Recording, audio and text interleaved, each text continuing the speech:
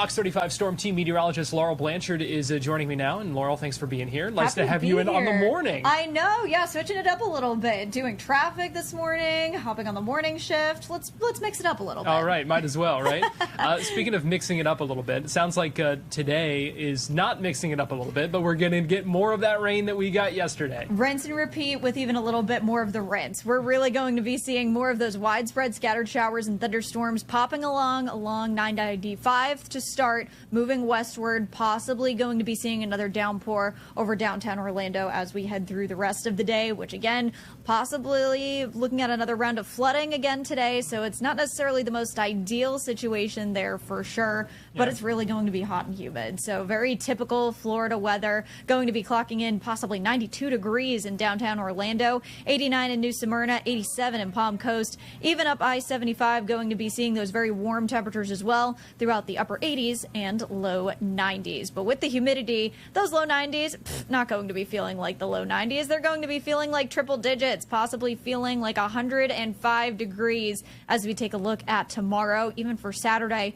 slowly going to start to see that relief as we take a look a little bit later on next week. But through the forecast, the rest of the day, we mentioned that we're going to be in for some storms. So as we head into about the 1-2 o'clock hour, that's when we're going to start to see those storms pop up. Much more widespread, especially once that evening commute really starts to kick in. Possibly going to be seeing some more of those widespread scattered thunderstorms and going to slowly start to see things taper off as we head into about 10 p.m. Very similar to what we saw last night, seeing those storms lingering through the overnight, maybe seeing a stray shower on that morning commute tomorrow before we quiet down, and we're going to do the whole thing again to wrap up the work week and start off the weekend. You talked about some of the flooding that we saw yesterday, and it seems like that's probably going to be an issue that we could see again, especially because of all the rain that some of these areas have been getting the past couple of days. Yeah, so really what's been working against us is this frontal boundary that's kind of been laced over central Florida. That's been almost acting like as a boundary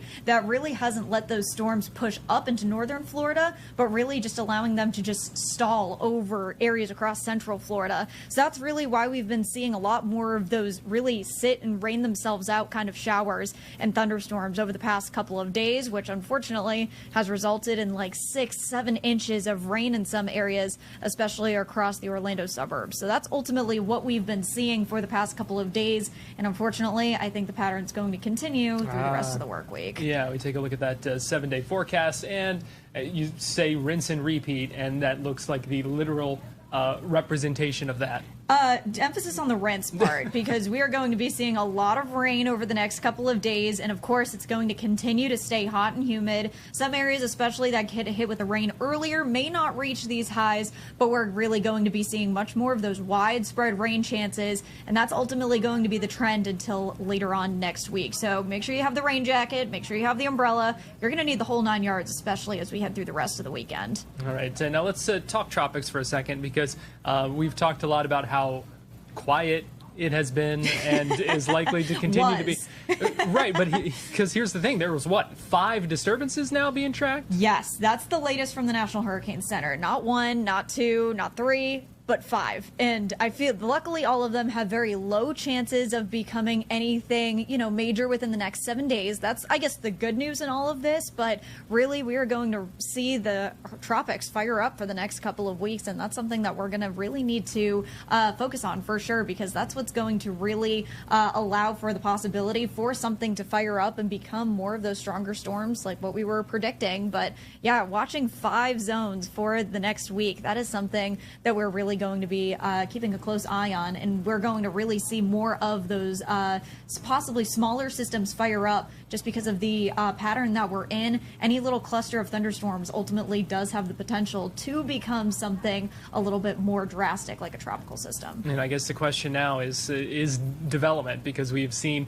the past couple of times it seems like these areas being watched and just haven't quite developed, which we are fine with, by the way. Yes, then I think that's what we're going to continue to see maybe for the next week. So we have a lot of things kind of working against us and for us at the same time. Brooks was mentioning that too much of a good thing is ultimately a bad thing. And I think that's ultimately what's going to either fire things up or almost die things down as we take a look through the next couple of weeks. But if you advance forward just a little bit, we're really going to be seeing more of those widespread storms. And these are just the little clusters of thunderstorms. Again, those 5 zones that we're watching right there. And we can see those very low percentages. And that's because the ocean is almost too warm for things to form, even though the shear, which is wind moving in 2 different directions in the upper atmosphere, that's almost too much for any storms to form, which very much takes those storms down. So that's why we're seeing a lot of zones not having a great potential of becoming something more advanced and more tropical strength as we take a look at the next couple of days. However, we are keeping an eye on Invest 99, which is just off the coast of the Carolinas and Virginia. And with this is a storm that has the potential of becoming something tropical. So that's why we're seeing the spaghetti models being issued for this storm. But luckily, not going to be putting any impact on the U.S. That's the good news right there. Yes, we are certainly glad with that. We are, I think, happy that the season so far hasn't been what was expected, but we certainly hope that it now does not catch up with us. I hope so. Yeah, for sure. We're definitely going to be keeping a close eye because we ultimately still have 60% of the hurricane season to go. So it ends end of November. So fingers crossed it keeps this trend going. All right. Fox 35 Storm Team meteorologist Laurel Blanchard, thanks for being here this morning. Happy to be here. Thank you.